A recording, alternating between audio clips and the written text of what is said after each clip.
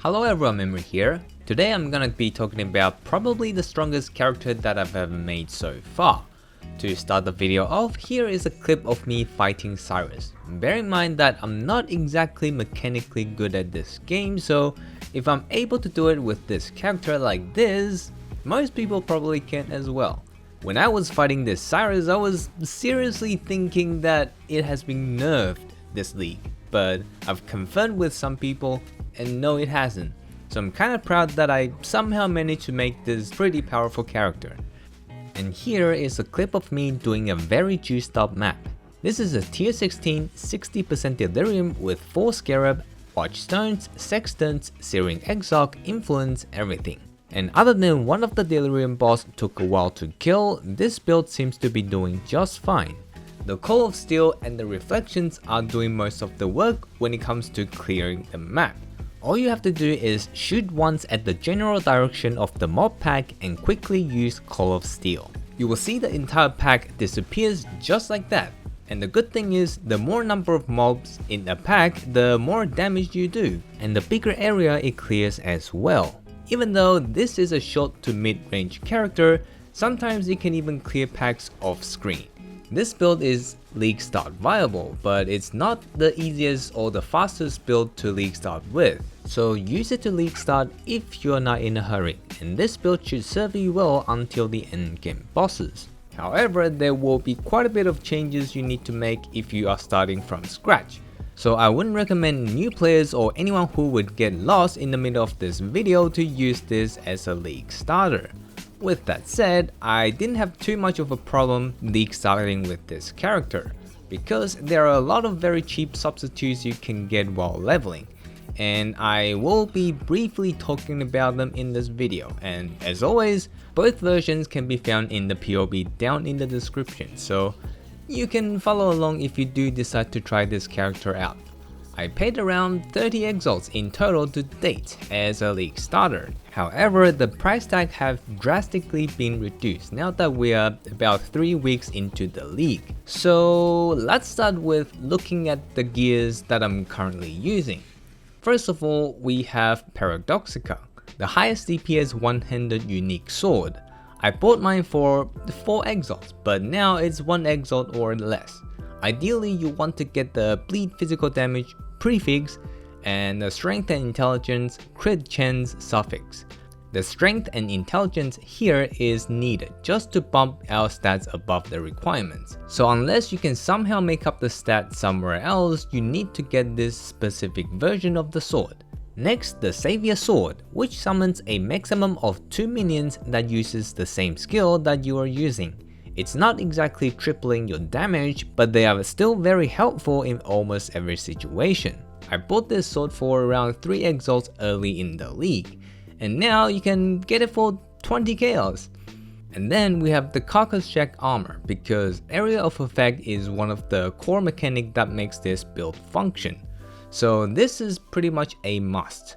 I've talked more about how AoE and Projectile works with Shattering Steel on my previous video. Link in the description if you want to see more details about it. Otherwise, you just have to take my words for it that we need the AoE, so this is a must have. Next, the Nomad belt, which gives us elemental resistance, lots of damage, and the strength and dex on it are also very important for this build as well. This belt solves many problems at once, so it is also a must. Good news is, this is a 2 chaos belt. Now to the yellow gears. All of them serves very much the same purpose: life, resistance, and spell suppression. You want to have tier 2 spell suppression on your helmet, gloves, and boots to reach maximum spell suppression.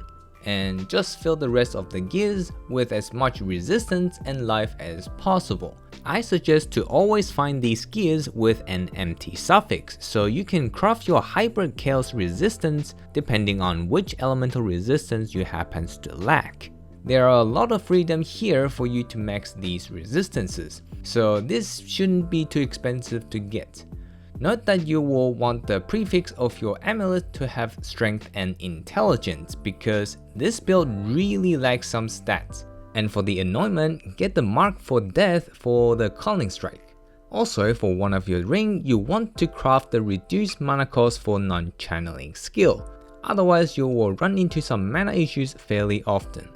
As for the new implicit mods on my helmet, glove and boot, they look expensive but they are actually pretty easy to get. Most of the mods are quite evenly weighted, so I don't have to spend too much orbs to get these, and I mostly use the cheapest orbs as well, which drops quite often if you are farming maps with the new boss influence on. The ones you need to get are the reduced mana cost on helmets from Searing Exarch and spell suppression on gloves with Eater of Worlds. The rest of the mods are not as essential, but I think they are the best to get. For example, the chance to extinguish on hits is pretty good because what it does is making the enemy not able to inflict elemental ailments for 4 seconds. While that is not as good as having actual elemental ailment immunity, it is still good enough in many situations. So if you don't want to work out which one of these new implicits you want, then just copy mine and you should be fine. As for the flasks, we need to have a diamond flask and a silver flask for bleed and freeze immune. We have Rumi's granite flask for extra armor, and Dying Sun that gives us AoE and extra projectiles, which are both big DPS increase for this build. And the last slot, I have a Bottle of Faith for big damage, and of course for the new skin. Now you do not need to get Bottle of Faith here, you can pretty much get any flask that fits your playstyle. The main reason that I got it is to use the skin for this video. Otherwise, the overflowing chalice is a good choice for Dying Sun to recharge faster, or a Quicksilver flask for movement speed is very nice for mapping as well. Next we have the jewels. The number one must have is the Lord of Steel jewel, with increased AoE and damage on Core of Steel. This jewel is a big reason of our high clear potential. And the good news is, this thing is dirt cheap even with the corrupted blood immune implicit, so that's what I have here as well. Next we have the Watcher's Eye with additional impale while affected by pride. This is one of the expensive gears for this build, currently sitting at around 3 to 4 exalt. The other jewels that are expensive are the new Forbidden Flame and Flesh to get ourselves the Bane of Legends Ascendancy passive. I choose this one mostly for the Reflect immune, otherwise getting Headsman will give you more damage since it is a better Calling Strike and you can anoint something else that gives you more damage.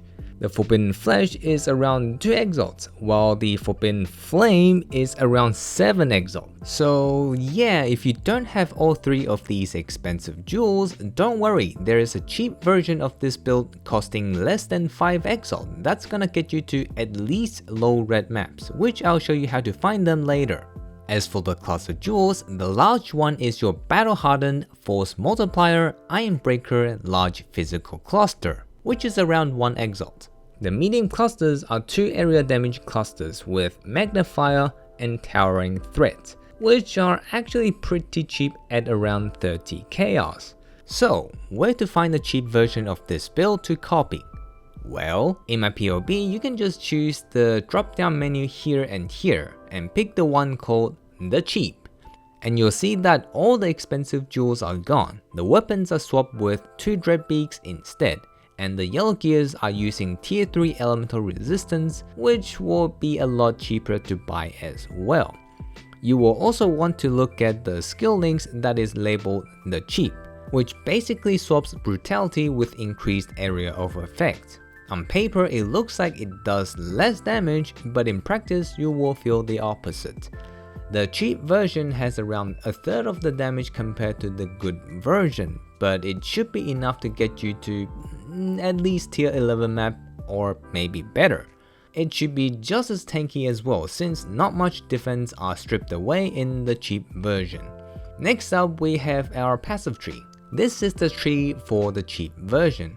At the start you want to grab the 2 impale circles first, and the jewel sockets over here if you have the Lord of Steel jewel, because we need to get our impale chance up as soon as possible. After that you want to grab the adjacent animosity over here with the slower projectile mastery. And the build will start feel really good when you pair that with slower projectile and increased area of effect. After that, you want to grab the mana reservation circle, the armor circle, and the accuracy circle here. After you grab all of these, you should be able to have all 4 of your auras up. And then you can just get anything in any order you like. Of course, if you feel like you're squishy in any stage of the leveling process, you can always get some life whenever you see fit. You want to leave all the spell suppression passives towards the end or until you have all your spell suppression gears ready, because they are not that helpful unless you can get the chance close to 100%. If you are rich and you have all the gears ready, you can jump straight to the good tree over here, where the Fertile Mind here is swapped with Watcher's Eye. The life passive and Iron Grip over here are stripped away, some damage nodes down here are stripped away as well, all for the clusters. I've changed a lot of things, so you will have to follow them closely if you are making the transition, because this is very much optimized after a lot of testing and tuning. Missing part of them can easily screw up the build in some way. The good tree is a level 95 tree, so if you don't have that much points yet, you can take away Dervish over here and also take the shorter route at the start of the tree. That will make the tree into a level 91 tree, which should be a lot easier for most people to reach. As for the Ascendancy, get Master of Metal first to reach your 100% impale chance, and it also gives a lot of damage. And then you want to get Fortify because this is a champion. Fortify pairing with Spell Suppression is the reason why I can straight up face tank Cyrus, homing fireballs, porcupine packs, and stuff like that. And then the last Ascendancy point is First Strike for the adrenaline and the life recovery. This passive also removes all ailments when it is activated, so pairing this with Extinguish on hits discussed earlier, plus the Flask, plus the Soul of Garakan Pantheon, you don't really have to worry about any ailment issues. Finally, we have the skill links. As mentioned earlier, there are 2 versions of the main damage link, depending on which tree you are following. The rest of them stays the same. The difference between the 2 is the cheap is using increased area of effect, while the good is using brutality, since the good has extra AoE from the clusters. Note that you want to use Divergent Shattering Steel because it gives 1 extra projectile. And yes, I'm taking faster attack over Vicious Projectile because the attack speed is far more important in practice, even though Vicious Projectile will give us more damage. We then have all our auras in one link, Stormbrand for utility in one link, which basically gives us Power Charge and Shock. This link gives us around 20% more damage depending on the shock, so get it. Next we have the Leap Slam and Sniper's Mark on hit, and then Molten Shell, Ancestral Protector on one of the 3 links, and Lightning Golem and Val Haze on the other. Note that we are only using the Val part on the Val Haze for bursting bosses, and not the actual auras itself. Here I want to draw your attention to the configuration part of the POE because there are a couple places that affects our DPS a lot, especially if you want to compare this build with other builds. First part is the steel shards consumed. Shattering Steel consumes 2 shards at a time to get a huge damage boost. If this is not said, then the damage is gonna drop down to 1/3 of what it's actually doing. The second part is the projectile travel distance. Since we took point blank and adjacent animosity, this will affect our DPS as well. The closer you set it, the more damage we do. Most of the time you'll be hitting stuff that is around 20 to 30 units away, but if you are hitting stuff at point blank, then the damage can look a lot higher. And yes, the keyword is look, because hitting stuff at 20 to 30 units away is where you are getting the maximum DPS, because the AoE explosion can shotgun, while the projectile part at the start does not. Again, this is discussed in my last video, so check that out if you don't know how it works. And that's why the full DPS down the bottom here is 3 times higher than the DPS number up here, because you'll be overlapping around 3 explosions on average per shot on the boss. So I've set the projectile count to 3 over here. That also means if you do set the distance at point blank, we have to change the count number to 1, which is actually a damage drop instead of increase. Now we do have the knockback on crit mastery, so usually the enemies will be pushed towards the optimal damage zone naturally without you having to consciously thinking about your positioning all the time. Another box you want to tick on the POE is if you have the Savior Sword, you want to enable the reflection skill over here with 2 count numbers. That just means both of the reflection minions are summoned and are doing damage as well, which actually happens very often. And so you'll see the full DPS shoot up even higher. So yeah, you'll kinda have to look out for these things when you're playing this build. But overall, I think this is a very solid build, and a league start viable build as well. The only content that I haven't tried out are the Feared Maven Invitation, level 30 Simulacrum, and the Big Delve bosses, because I know I'm not skilled enough to do them yet. But if you are fighting Maven, Cyrus, and the new bosses, this build should serve you fine, no problem. Anyways, that's it for today. Subscribe for extra mirror drop chance. Hopefully you enjoyed it, and I'll see you in the next video. Peace.